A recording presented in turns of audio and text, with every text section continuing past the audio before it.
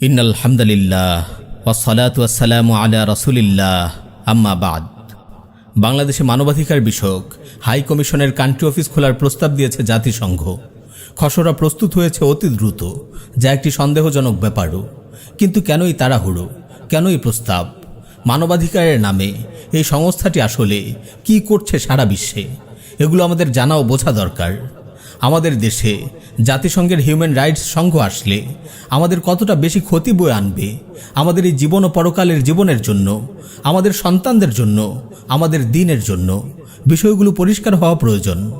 আমরা ঘুমিয়ে থাকি, কিন্তু শত্রু ঠিকই তার শয়তানি ছড়ি ঘুরিয়ে বেড়ায় সব সময়। কোনো সুযোগই যেন তার হাতছাড়া না হয়, সে অপচেষ্টাতেই লিপ্ত থাকে সব সময়।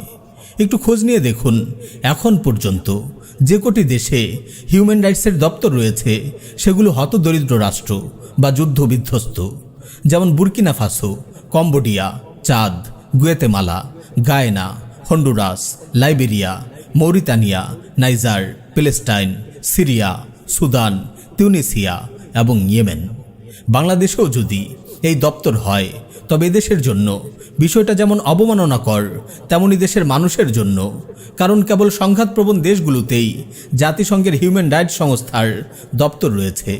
এই দিক থেকে চিন্তা করে দেখুন, এই সংস্থাকে যদি এদেশে প্রতিষ্ঠিত হতে দেওয়া হয় তবে এই সংস্থা কোনো মুসলিমের পক্ষে কাজ করবে না, কাজ করবে পাহাড়ি বৌদ্ধ সন্ত্রাসীদের পক্ষে, মিয়ানমারের রোহিঙ্গা মুসলিমদের নিধনকারীদের পক্ষে, এদেশের সংখ্যালঘু নামক অপশক্তির পক্ষে, যারা একটি মুসলিম ভূখণ্ডকে অখণ্ড ভারতের অংশে পরিণত করতে চায়।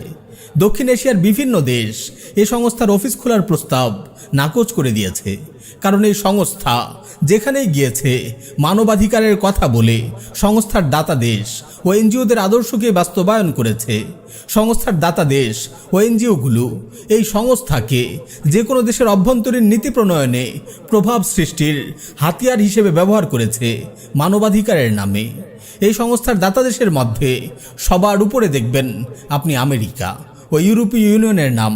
মূলত আমেরিকার মতো সাম্রাজ্যবাদী শক্তি ছলে বলে কৌশলে সব সময় অন্যদের দমাতে চায়।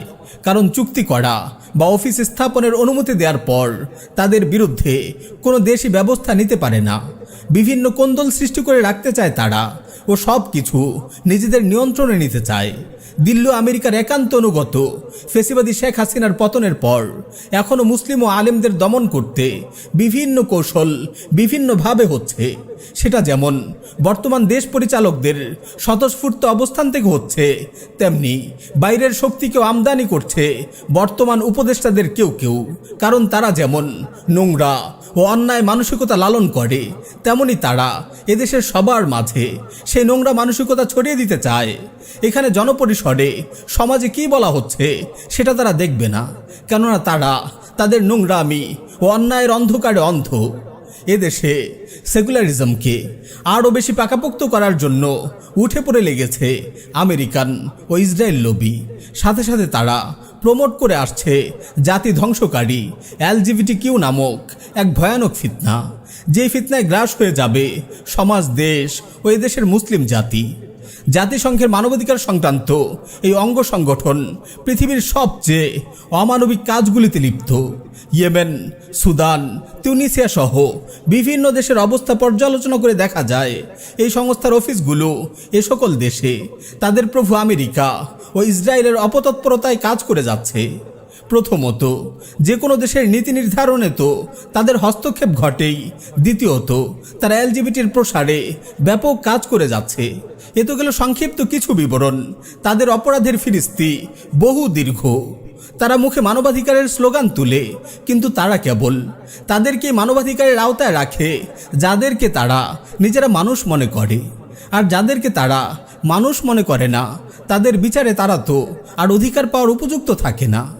দিন শেষে এ সবই সাম্রাজ্যবাদী জালিমদের এক একটি হাতিয়ার। কখনো আমেরিকা তার সাম্রাজ্যবাদের জন্য শেখ হাসিনাকে ব্যবহার করেছে, কখনো আবার তার নিজের তৈরি ও ফান্ডিং করা কোনো সংস্থা দিয়ে আমাদের উপর শোষণ চালানোর পায়তারা করছে। ফেসিবাদ ফিরে আসে বারবার বিভিন্ন চেহারায়। কিন্তু এত সাহস কেন তাদের? তারা কিভাবে পারে? কিভাবে দেশ পরিচালনার উপদেষ্টা পরিষদে নাস্তিক্যবাদ ও সেকুলার শ্রেণীর এত উপস্থিতি? কারণ ইংরেজরা আমাদের যে গোলামের শিকল পরিয়ে গেছে, আজও আমরা সেটা থেকে মুক্ত হতে পারিনি। ইংরেজরা আমাদের সেকুলারিজমের শিকল পরিয়ে গেছে, যেই সেকুলারিজম মানুষকে মানুষের দাসে পরিণত করে। আজও আমাদের অনেকেই তেমন দাস হয়ে আছে সেকুলারিজমের। সেকুলারিজম কখনো আপনাকে দিল্লির দাসত্বে বাধ্য করে, কখনো বাধ্য করে ওয়াশিংটনের দাসত্বে। কেন তারা এইভাবে আমাদের শোষণ করতে পারছে?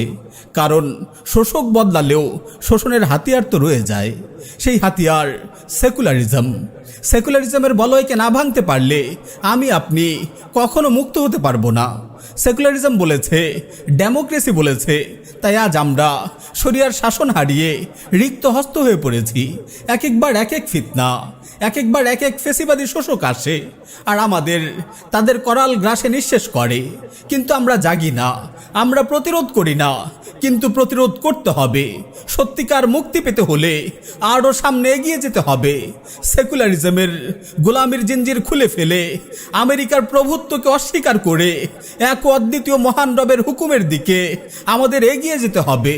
রাব্বুল আলামিন ইরশাদ করেন, আফা হুকমাল জাহিলিয়্যাতি ইয়াবগুন ওয়া মান আহসানু মিনাল্লাহি হুকমান লিকাউমি ইউকিনুন। তারা কি জাহিলি যুগের আইন বিধান চায়? দৃঢ় বিশ্বাসী সম্প্রদায়ের জন্য আইন বিধান প্রদানে আল্লাহ হতে কে বেশি শ্রেষ্ঠ? আল্লাহর জমিনে আল্লাহর আইন বাস্তবায়িত হবে ইনশাআল্লাহ।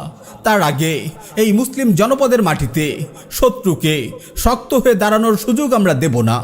এখন সবার ঐক্যবদ্ধ হয়ে সেকুলারিজমের গোলামির জিঞ্জির ভেঙে ফেলার সময়।